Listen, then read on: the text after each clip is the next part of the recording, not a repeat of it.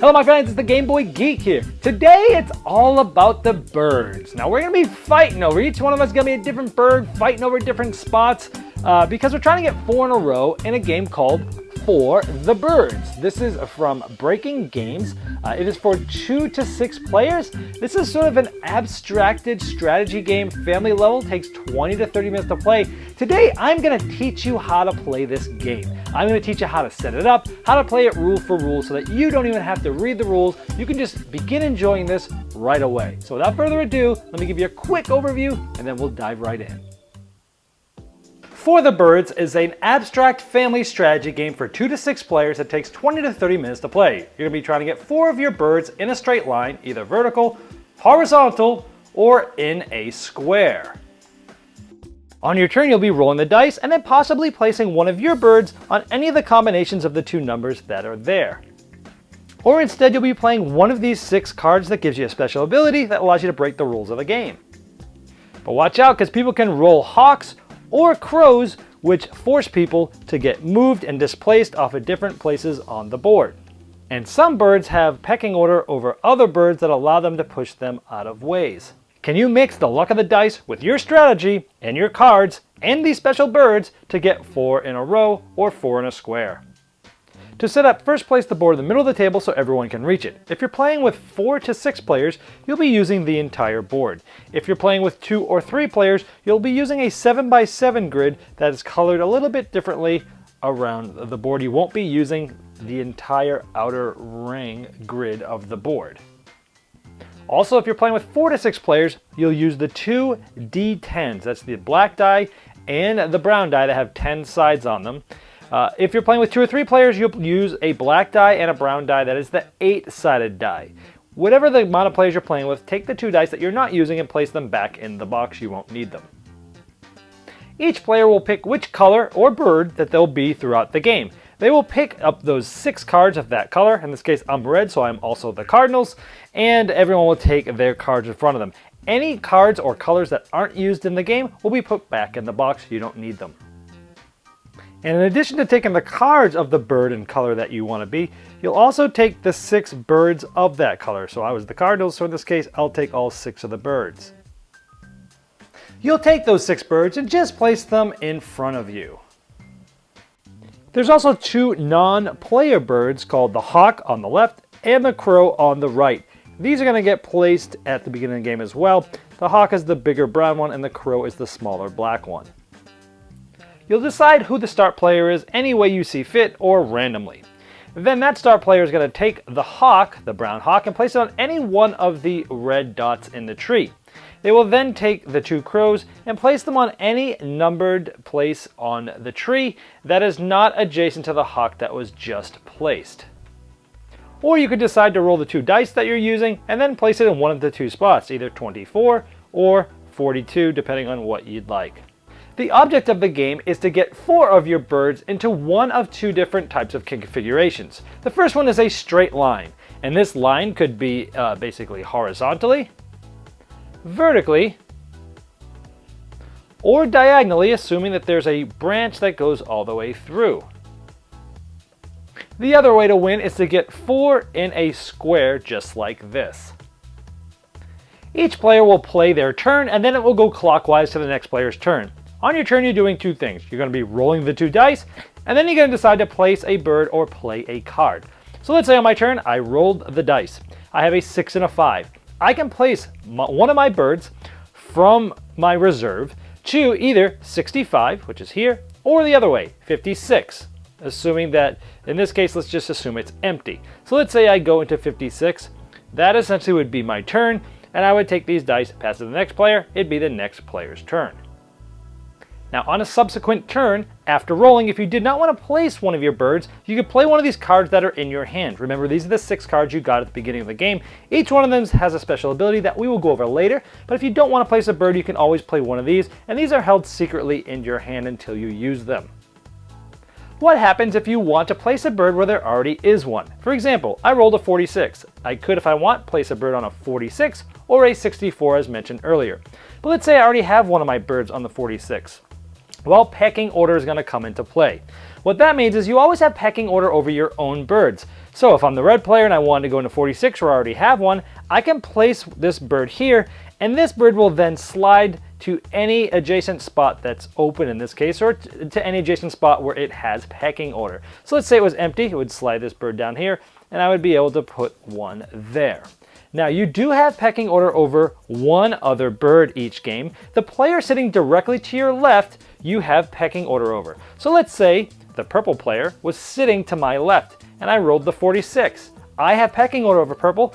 I could then go here, and then the purple player would decide where this bird went by following the lines and making sure it can go to an empty space, or if it's not empty, if it has pecking order over that bird, it will just continue to slide birds in that way. So let's take this example again. Red rolled a 46, and they push off this orange bird off the 46 because let's say red has pecking order over it.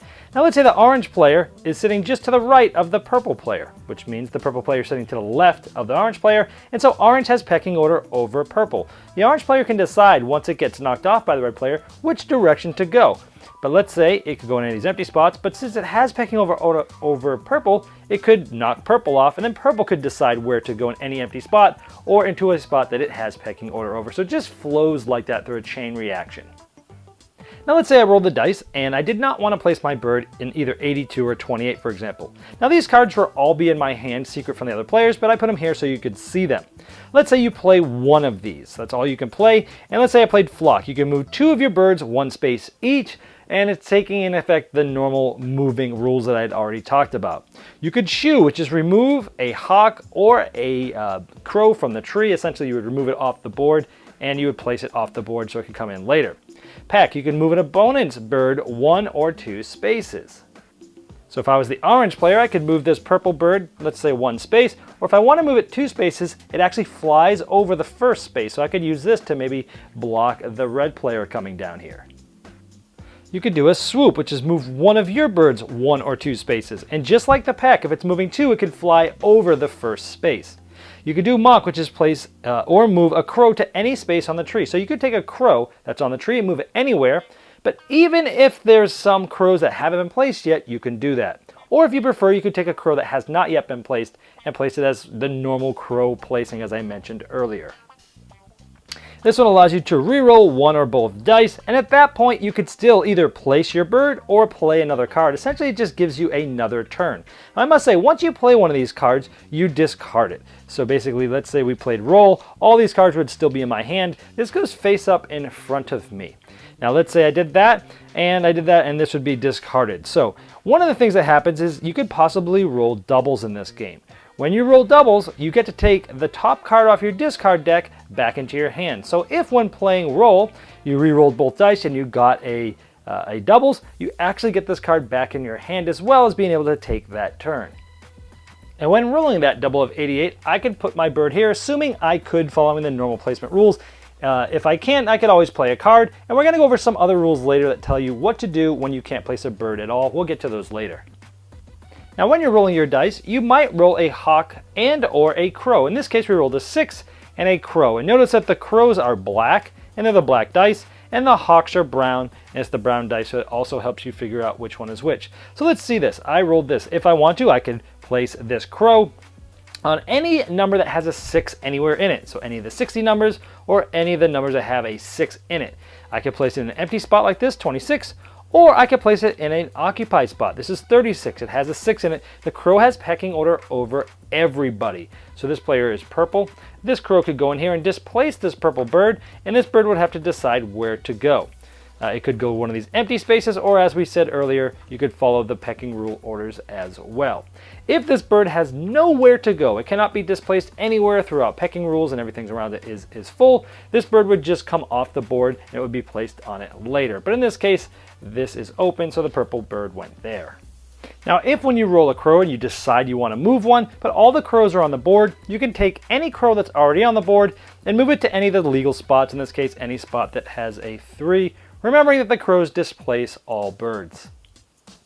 Now remember, after rolling dice, you don't have to play something, you could play a card. So even if I rolled a crow, I don't have to put a crow somewhere in 6, I could play a card instead. Let's say somebody rolled a hawk. It doesn't matter what number is here. They could place, if they want to, a hawk in any of the open red dots on the tree board. Now, if they did not want to place a hawk, they could always play a card like normal. But let's say they play a hawk on this red spot here. This hawk scares away all of the adjacent birds that are on there, starting with the player to your left and going clockwise back to you, and always finishing with crows last. So in this case, this yellow player would have to get scattered away, and it can choose. The yellow player chooses where it goes using normal pecking order and empty space, pushing birds out as I mentioned earlier. Now, when this bird gets done last, because it's the crow, you can never be pushed by a hawk into a spot that you can't go to. So for instance, there's already a hawk here. This bird could not fly away to here and then chain react it. If you're getting displaced by a hawk, you must go into a spot that is legal, meaning you're not being pushed away by another hawk, and you're being pushed and using your normal pecking order. The crow always goes last in this case. If all three hawks are already on the board, you roll a hawk, and if you'd like to move a hawk, you can simply take any one of the hawks that's on the board and move it to any of the other open red dots on the board. Now, when rolling, you can use the hawks to displace your own birds. For example, let's say I rolled 76. I can place him here at 76, but then he's immediately displaced by this hawk, and maybe I move him here to be in a good row with the rest of my red birds to set myself up for a victory. Now, if you roll both birds, a crow and a hawk, that is considered double. So first you'll take your top discard like you normally do when you have doubles, then you'll place it back in your hand. Then you could place either one of these birds, and in this case, you could place the crow on any numbered spot in the game, or of course, if you didn't want to do that, you could always play a card. Once you've used up all your cards after you roll, you could place a bird like normal, or you could place one of these tokens. You can place a token in the normal ways, basically a 19 or 91 in this case, and it would basically make that place uninhabitable for the rest of the game. So in this case, I could block this spot. Now, in the rare case that you have no cards left and you cannot place a bird or a token, then you simply re-roll. And turns continue to go clockwise until somebody has won the game by getting 4 birds in a straight line, either horizontal, vertical, or diagonal, or getting 4 of them in a square. Well, I hope that helped you dive right into the game and enjoy it quicker, more frequently, and it just allows you to have some more fun than you would otherwise. Now, if you have other questions about the rules, go ahead and place them as comments in this video, and we will try to do our best to answer them.